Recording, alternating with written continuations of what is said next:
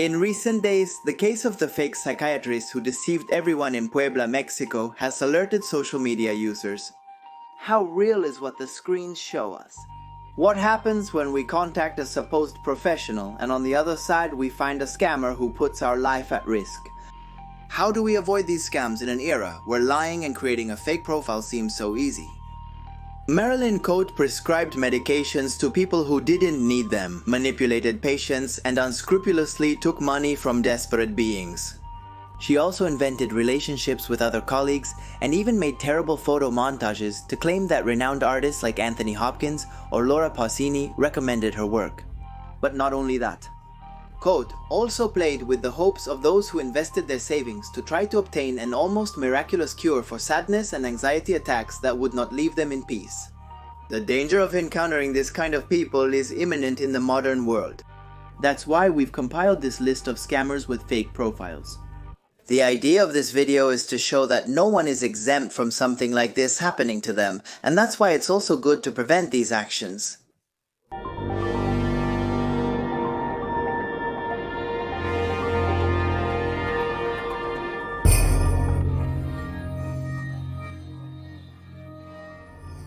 Ignacio Martin was born in Los Paraísos, a neighborhood in northern Córdoba, Argentina.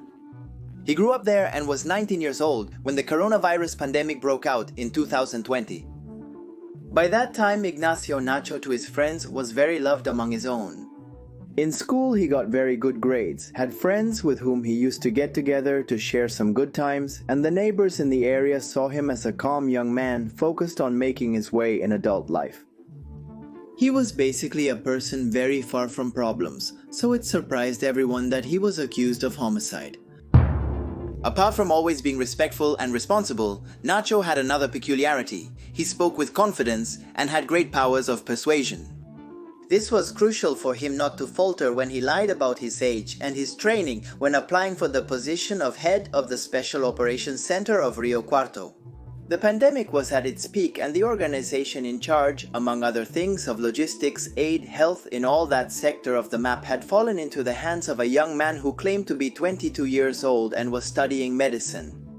Nacho had served as a volunteer when the virus had started to spread throughout the city. He was willing to help in an urgent situation, and that almost made him a hero.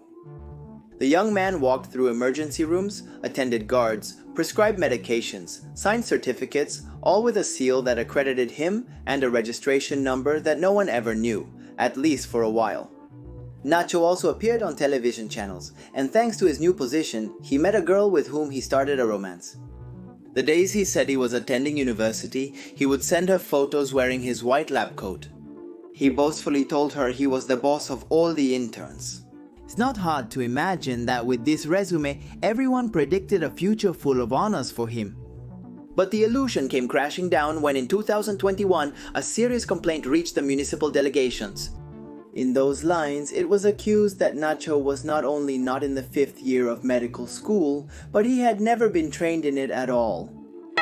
There was a group of people who wanted to believe that it was all a mistake, but then the irregularities began to come to light.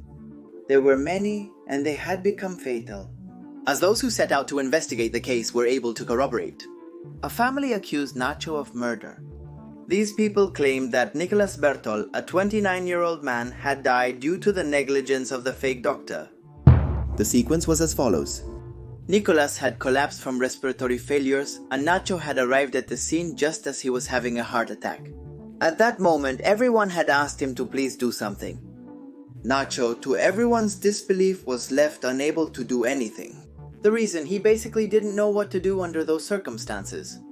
The death of Nicolas was one of the many pieces of evidence that began to pile up. When justice had no more doubts, it cornered Ignacio Marin, who had no choice but to admit that he had been using false identifications all along. The young man arrived at the trial charged with the crimes of simple homicide, by eventual malice, serious injuries, illegal practice of medicine, repeated qualified fraud, continued repeated ideological falsehood, and attempted qualified fraud. However, those who had put him in the dock did not just want justice to be done and for him to be condemned, but they asked that the reason why his lies had gone so far be investigated. The controversy only managed to grow when Ignacio pointed to the former health minister and the coordinator of the Special Operations Center as the ones responsible for what had happened. According to his testimony, these two people had encouraged him in his lie and had been the ones to provide him with the papers and prescriptions so that he could carry out the countless scams. Could this be true? So it wasn't about a boy who had mocked the system, but about the system itself generating an internal scam? Why was this act of corruption endorsed? Why had they decided to work with a fake doctor instead of working with qualified personnel? Was it to manipulate certain information to save costs? The ultimate fate of those involved remained ambiguous. Ignacio was convicted for his frauds, but it was determined he had no connection to Nicolas Bertol's death. The young man is now serving a 7-year sentence. He spends his days studying law. He hopes to leave prison before turning 30 with a degree under his arm. A degree that this time will be real. Is Ignacio Martin just the tip of the iceberg of a network of dark maneuvers carried out from the very bowels of the official health organizations? Many believe so, that the real scammers who were behind all this matter are still unpunished, as is also the case with the scammers of the next post. Scammers who did not operate in the field of medicine but did operate in the field of football. The year 2023 began as a year full of possibilities for the football player Davis Ajeza Amusu. Davis was originally from Kenya, and the previous year he had finished a successful season in the First League.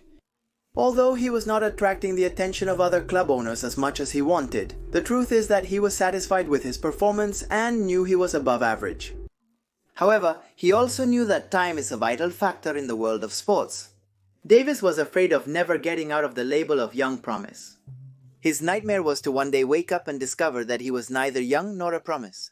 That's why, from one day to the next, he decided to reinforce and redouble his efforts to be able to fulfill his dream. Not only did he start training more frequently, but he also began seeking advice to hire an agent who could position him where he believed he deserved in the competitive world of football players. It was a local coach who gave him the contact of an agent who was said to have a wonderful vision and had helped many idols' careers take off. Davis contacted him without hesitation, but also without knowing that this would be the start of a terrible nightmare. The supposed representative was not in the country and all negotiations were done virtually. On his social networks, the man boasted about working with the best football clubs and was in photos with prominent leaders. After some lengthy calls, and after analyzing Davis's profile, the representative gave him good news. He could sign him to a club in Malaysia. What did this mean? That Davis was finally going to be able to play abroad with a lucrative contract in between. It was one of those chances they say only comes once in a lifetime. Without wasting a second, Davis updated his visa and passport, bought the plane tickets heading to the Asian country, and transferred a large sum of money to his brand new agent as an advance. While that money was a lot for the player, he trusted that he would recover double that amount in a few weeks. He trusted himself and had decided to bet on the city. He was so excited that he wasn't scared when he arrived in Malaysia and no one was waiting for him. He wasn't scared when the hours passed and the agent stopped answering him. He remained calm despite wandering around in the dark with his suitcase. He thought it was just a misunderstanding. When he had been at the airport for 24 hours, reality hit him like a bucket of cold water. He had been scammed. The worst part was that Davis lacked funds for a return ticket. He could barely afford a few nights in a hotel, and then he had no choice but to start sleeping on the street. After spending a few days fending for himself in the open, someone heard his story and took pity on him, giving him a temporary job. The player communicated with his family and shamefully shared his experience. The family in question organized a virtual collection, and when they were about to gather the money for the ticket, an anonymous user scammed them and stole every last penny. Davis seemed doomed. But then his entire ordeal reached the ears of the Kenya Footballers Union, which in turn got in touch with Federation International de Football Association Pro Africa and the Professional Footballers Union of Malaysia. Together they assessed what was happening, and by September 27, 2023, after 4 months away from his loved ones, Davis returned to his land with tears in his eyes and a broken dream. The real information about who carried out the scam could never be traced. Although everyone speculates that it is professionals who are still in action, who knows now under what mask. The one who did get caught by justice is the protagonist of Number 1, a scammer who dedicated himself to deceiving women and stealing something more than their hearts. Number 1. Tinder Scammer. In 2011, an application was launched on the market that would generate a revolution in terms of dating. We're talking about Tinder. This application is very popular today, and there are many who decide to use it to arrange a meeting with a potential partner. From the beginning, this application was identified as a potential threat. How do we know that we won't end up matching with someone who, instead of looking to have a good time, is looking for a victim? As time went on, the security within this and other applications became more rigorous, but in the same way, the traps one could fall into grew more ingenious. And one of the people who has done the most damage within Tinder is a man known as Simon Levieb. Simon Levieb presented himself as the son of a famous millionaire who was involved in the diamond trade. All it took was to start an exchange with his profile for him to start showing images and videos that did nothing but confirm his privileged social position.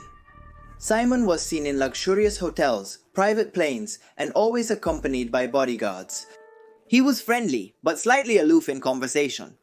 To anyone who would listen, he would say that he lived with some fear because it was difficult not to have enemies in a field where so much money was involved. As the days and weeks went by, Levieb became insistent on the matter that someone was pursuing him. He transferred these paranoias to the women with whom he was starting a communication, and sooner rather than later convinced them to send him money. As he expressed, despite having millions and millions, his accounts could be traced by undesirable people, so he needed to do things in such a suspicious way. Initially, he ensured to return the requested sum plus a bonus, always punctually and correctly. But then the girls who talked to Levieb got a big surprise. The man would stop talking to them and erase them from his life as if they had never met. He took thousands of dollars with him that he had no intention of returning. The whole farce began to come to light when the victims of this man began to unite and decided to expose him publicly, as they did with a documentary that premiered on Netflix, and that made clear the way this individual manipulated everything around him to get his way. However, that was just the beginning of the controversy. Outrage reached inhospitable levels when the true biography of the self-proclaimed individual was revealed. As one of the most renowned billionaires on the planet, first and foremost, his name was not Simon Levieb, but Shimon Yehuda Hayu. Shimon was born in 1990 in Tel Aviv and was part of an ultra-Orthodox Jewish family. From a very young age, he stood out for his charisma and intelligence, but also for being prone to getting into trouble. At 21, he faced fraud charges for cashing checks from his former employers. When he found out that law enforcement was after him, he fled to Europe with a fake passport. Nothing was known about him until 4 years later, when a news story put everyone on alert. He had been caught in Finland, where after deceiving a group of women, he had been sentenced to 3 years in prison. And then, had he come out from behind bars, eager to become a better person? No. Rather, we can say that the time locked up had helped him to polish his plans to not stop in his criminal career. He had changed his name to Simon Levieb, had found Tinder, and the rest you already know. When all his actions were exposed to the world, he again appealed to his fake passports to head to Greece. In Athens, a group of uniformed men were waiting for him who extradited him to Israel. There he was sentenced to 15 months in prison and the payment of a large fine. It is worth noting that although he is free under the justice of Israel, there are fraud processes open against him in the United Kingdom, in Norway, and in the Netherlands. The man maintains that he was always innocent and that the women who made the documentary against him are just spiteful ex-partners. His autobiographical book, which reflected his version of the story, became a bestseller in just weeks. Seeing that his popularity was on the rise, the now influencer wanted to verify his social media accounts. For this, a woman who claimed to be a worker from Meta contacted him. After receiving $6,000 from him, the woman ceased communication. The scammer had finally been scammed. But obviously, we're not going to end the talk with this case. Many of you know that those who stay until the end get a bonus track. And this time, it's a double bonus track. Doubly scammy and doubly bizarre. bonus track, and Elon in trouble. In September, a gang of cybercriminals pulled off a masterstroke in Spain. Their modus operandi? Simple. They hacked a fan club page of Brad Pitt and started communicating with women who were members of it. In the messages, they impersonated the American actor. It all started with a simple but clumsy exchange that the supposed Brad Pitt had in Spanish with these women. He thanked them for being part of the fan club and then made some jokes. If the other person believed him or doubted, it was irreversible.